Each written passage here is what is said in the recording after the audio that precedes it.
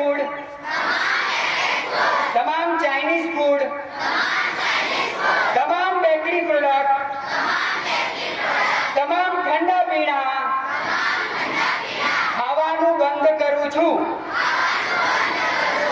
અને મોબાઈલનો જ્યારે જરૂર ના હોય ત્યારે ઇન્ટરનેટ ડેટા બંધ રાખીશ અને મોબાઈલની ફાલતુ ગેમ રમવા માટે ક્યારે પણ મોબાઈલનો ઉપયોગ નહીં કરું.